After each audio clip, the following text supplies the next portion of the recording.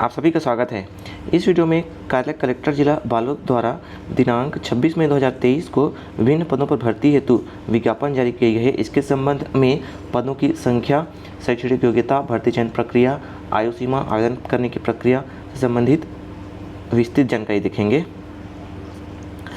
पात्र आवेदक जिले की वेबसाइट balod.gov.in पर उपलब्ध लिंक के माध्यम से 29 मई 2023 से 12 जून 2023 शाम 5:30 बजे तक ऑनलाइन आवेदन कर सकेंगे। ऑनलाइन आवेदन करना है, ध्यान रखिएगा। देखते हैं रिक्तियों की संख्या, रिक्तियों का विवरण। सहायक ग्रेड 3 के लिए कुल पदों की संख्या है कितनी? 27 और वेतनमान है 7th पे का लेवल 4। अनारक्षित में है 14, एससी में है 2, एसटी में है 8 और पिछड़ा वर्ग में है 3। उसी प्रकार से स्टेनो टाइपिस्ट में है कुल पदों की संख्या 9 और ये भी सेम लेवल 4 मिलेगा 7th पे का। और अनारक्षित में है 6, एसटी में है 2, ओबीसी में है 1। उसी प्रकार से वाहन चालक के लिए कुल पदों की संख्या 11, ये भी 7th पे का मैट्रिक्स लेवल 4 मिलेगा। अनारक्षित में है 6, एससी में है 1, एसटी में है 2 और पिछड़ा वर्ग में है 2। उसी प्रकार से भृत्य के कुल पदों की संख्या है 20 और ये 7th पे का मैट्रिक्स लेवल 1 मिलेगा, जिसमें अनारक्षित है 9, एससी 2, एसटी 7 और ओबीसी 2। अर्दली कुल रिक्त पदों की संख्या है 2 और अनारक्षित में है 1, एसटी में है 1। उसी प्रकार से चौकीदार के लिए कुल पदों की संख्या 8, अनारक्षित 1, एससी 1, एसटी 3। फर्रास कुल रिक्त पदों की संख्या है 5, जिसमें अनारक्षित 2, एसटी में 2 और ओबीसी में 1। प्रोसेस सर्वर के कुल रिक्त पदों की संख्या है 9, अनारक्षित में है 5, एससी में 1, एसटी में 2, ओबीसी में 1। देखते हैं सहायक ग्रेड 3 के लिए शैक्षणिक योग्यता, तो 12वीं पास होना चाहिए, 12वीं और 1 वर्षीय कंप्यूटर डिप्लोमा। ठीक है, पहली योग्यता है 12वीं पास, दूसरी योग्यता है 1 वर्षीय कंप्यूटर डिप्लोमा, जिसमें आईटीआई से कोपा, डीसीए, पीजीडीसीए और अन्य जो रिकॉग्नाइज्ड यूनिवर्सिटी या बोर्ड से मान्यता प्राप्त संस्था से 1 वर्षीय कंप्यूटर डिप्लोमा होना चाहिए। और कंप्यूटर में हिंदी टाइपिंग का 5000 किलोमीटर प्रति घंटा की गति और गति के संबंध में कौशल परीक्षा ली जाएगी। स्टेनो टाइपिस्ट के लिए 12वीं उत्तीर्ण होना चाहिए और हिंदी शीघ्र लेखन में 60 शब्द प्रति मिनट की गति और गति के संबंध में कौशल परीक्षा ली जाएगी और 1 वर्षीय कंप्यूटर डिप्लोमा चाहिए। ठीक है, वही सब चाहिए, कोपा, डीसीए, पीजीडीसीए। देखिए, विज्ञप्ति पद क्रमांक 1 एवं 2 हेतु कंप्यूटर प्रमाण पत्र के लिए निम्नांकित संस्थाओं द्वारा जारी प्रमाण पत्र ही मान्य किए जाएंगे। तो एक आईटीआई वाला और ये बोर्ड ऑफ टेक्नोलॉजी एजुकेशन, ये सबसे और इनको मान्य किए जाएंगे। वाहन चालक पद हेतु मान्यता प्राप्त मंडल संस्था से 8वीं उत्तीर्ण होना चाहिए और हल्के 4 पहिया वाहन चालक का जीवित वैध स्थायी लाइसेंस अनिवार्य है। भृत्य के लिए 5वीं उत्तीर्ण होना चाहिए, अर्दली के लिए भी 5वीं उत्तीर्ण और चौकीदार के लिए 5वीं उत्तीर्ण, फरास के लिए भी 5वीं उत्तीर्ण। ये शैक्षणिक योग्यता है ना। 4th ग्रेड के लिए 5वीं उत्तीर्ण अनिवार्य है। प्रोसेस सर्वर के लिए भी 5वीं उत्तीर्ण। आयु सीमा न्यूनतम 18 वर्ष और सभी छूटों को मिलाकर आयोग के समर्थन में जन्म प्रमाण पत्र 5वीं, 8वीं, 10वीं अंक सूची जिसमें जन्म तिथि अंकित हो, कौशल परीक्षक द्वारा दस्तावेज सत्यापन के समय मूल प्रति एवं 1 प्रति स्वप्रमाणित प्रति लाना अनिवार्य होगा, है ना। तो न्यूनतम 18 वर्ष होनी चाहिए और अधिकतम आयु सीमा 35, लेकिन क्या है, विशेष वर्गों को 5 साल की छूट मिलेगी और सभी महिलाओं के लिए 10 साल की छूट है। देखिएगा यहाँ पर लिखा है आगे, है ना, ये यहाँ पर लिखा हुआ है। छत्तीसगढ़ विधवा परित्यक्ता तलाकशुदा महिलाओं के लिए उच्चतर आयु सीमा में 5 वर्ष की छूट होगी। उच्चतर आयु सीमा मतलब 40 + 5 तो 45। ठीक है, आगे आप ये देख लीजिएगा वीडियो को पास करके, है ना। स्थायी निवासियों को ही 10 की अतिरिक्त छूट दी जाएगी। बाकी आप ये वीडियो को पास करके देख लीजिएगा जो इम्पोर्टेंट लगता है। और जो आगे देखते हैं, दिव्यांग आवेदकों को आयु सीमा में 10 वर्ष की छूट दी जाएगी बशर्ते दिव्यांगता 40% होना चाहिए। नियुक्ति के लिए अपात्रता, तो अपात्रता के संबंध में ये देख लीजिएगा, वही सामान्य अपात्रता है जो सभी विज्ञापन में जारी होती है ना। ये स्वस्थ होना चाहिए अभ्यर्थी को, कोई भी शारीरिक मानसिक दोष नहीं होने चाहिए।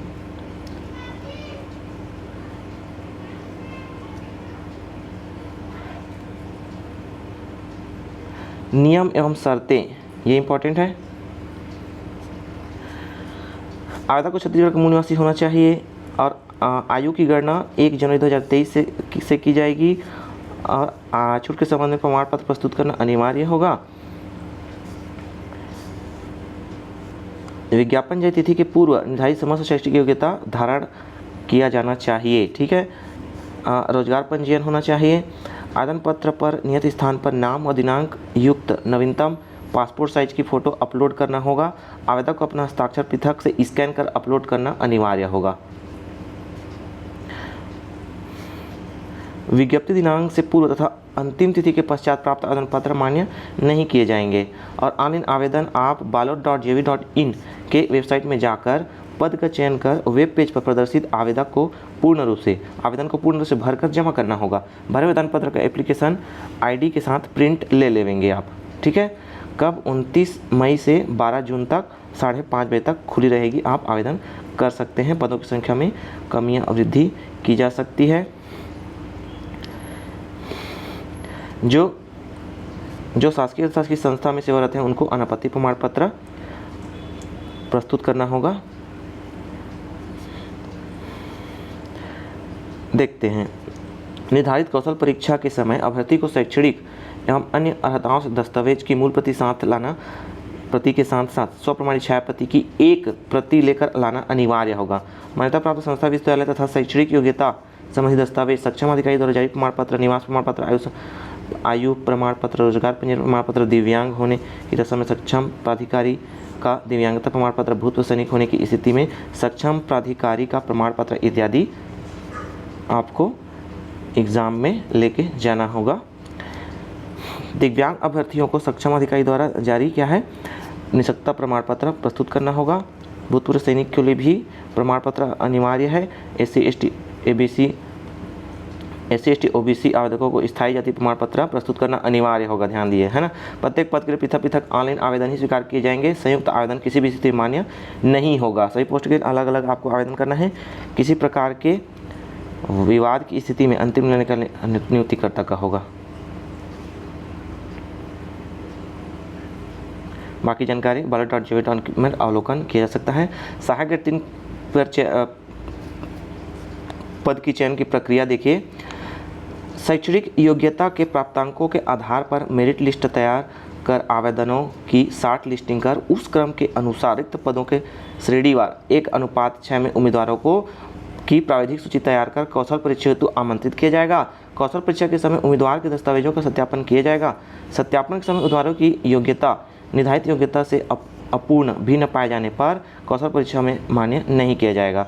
सहायक ग्रेड 3 के पद के लिए न्यूनतम शैक्षणिक योग्यता अर्हता मतलब 12वीं के प्राप्त प्रतिशत का 70% अधिभार एवं कौशल परीक्षा 30 अंक को जोड़कर मेरिट सूची तैयार किया जाएगा। ठीक है, मेरिट लिस्ट 12वीं के परसेंट बेस से 1:6 में बुलाया जाएगा और कौशल परीक्षा 30 अंकों के लिए जाएगी। तो अंतिम जो चयन सूची जारी होगी वो 12वीं के परसेंट का 70% अंक लिया जाएगा और कौशल परीक्षा का 30 अंक, दोनों को मिलाकर ये आवेदन, दोनों को मिलाकर क्या है मेरिट लिस्ट जारी की जाएगी। आवेदक को कौशल परीक्षा में 50% अंक प्राप्त करना अनिवार्य होगा। कौशल परीक्षा 50% से कम पाने वाले उम्मीदवार क्या होंगे, अपात्र माने जाएंगे। स्टेनोटाइपिस्ट के लिए भी 12वीं के 12वीं के परसेंट बेस से एक वर्गवार श्रेणीवार 1:6 में उम्मीदवारों की सूची तैयार की जाएगी, प्राविधिक सूची तैयार की जाएगी। कौशल परीक्षा में उम्मीदवारों को दस्तावेजों का सत्यापन किया जाएगा। सत्यापन के समय उम्मीदवार की योग्यता निर्धारित योग्यता से अपूर्ण भिन्न पाए जाने पर उसे कौशल परीक्षा में प्रवेश नहीं दिया जाएगा, तो ध्यान रखिएगा। स्टेनोटाइपिस्ट के लिए निर्धारित न्यूनतम शैक्षिक योग्यता के कुल प्राप्तांक का प्रतिशत का 70% अंक अधिभार एवं कौशल परीक्षा का 30% अंक जोड़कर मेरिट सूची तैयार कर चयन किया जाएगा। सेम है जैसे उसमें है ना। आधा कौशल परीक्षा 50% अंक प्राप्त करना अनिवार्य होगा। कौशल परीक्षा में 50% से कम अंक प्राप्त करने वाले अभ्यर्थी क्या हैं, अपात्र माने जाएंगे। वाहन चालक के लिए शैक्षणिक योग्यता के प्राप्तांकों के आधार पर मेरिट सूची तैयार की जाएगी और शॉर्ट लिस्टिंग कर उस क्रम के अनुसार रिक्त पदों के श्रेणीवार 1:6 में उम्मीदवारों की प्राविधिक सूची तैयार की जाएगी। उसके बाद कौशल परीक्षा के लिए आमंत्रित किया जाएगा और दस्तावेजों का भी सत्यापन किया जाएगा। उसके बाद कौशल परीक्षा ली जाएगी। ठीक है, इसमें 8वीं उत्तीर्ण होना, 8वीं के परसेंट से इसमें के आधार पर लिया जाएगा। और देखिए इसमें आपको ये अनुभव का अंक भी अतिरिक्त दिए होगा। देखिए वाहन चालक पद के निर्धारित न्यूनतम शैक्षणिक योग्यता के कुल प्राप्त प्रतिशत का 60% अंक एवं कौशल परीक्षा 30 अंक तथा शासकीय अर्थशास्त्री संस्था में वाहन चालन का न्यूनतम 2 वर्ष के अनुभव पर 5 अंक, 2 वर्ष से अधिक अर्थात 3 वर्ष पूर्ण, 4 वर्ष पूर्ण, 5 वर्ष पूर्ण के अनुभव हेतु अधिकतम 10 अंक दिए होगा। परीक्षा में 50% अंक पाने वाले उम्मीदवार 50% से कम पाने वाले उम्मीदवार क्या है, अपात्र घोषित होंगे। तो यदि आपके पास अनुभव प्रमाण पत्र है तो उसे आप आवेदन में अवश्य ही क्या करेंगे, बताना पड़ेगा। ठीक है, तब आपको ये अनुभव का अंक मिलेगा। वाहन चालक पद के लिए न्यूनतम शैक्षिक योग्यता के कुल प्राप्तांक का 60% अंक कौशल परीक्षा तथा अनुभव के प्राप्त अंकों को जोड़कर मेरिट सूची तैयार कर चयन किया जाएगा। ठीक है, और ग्रेड वालों के लिए ये अलग है।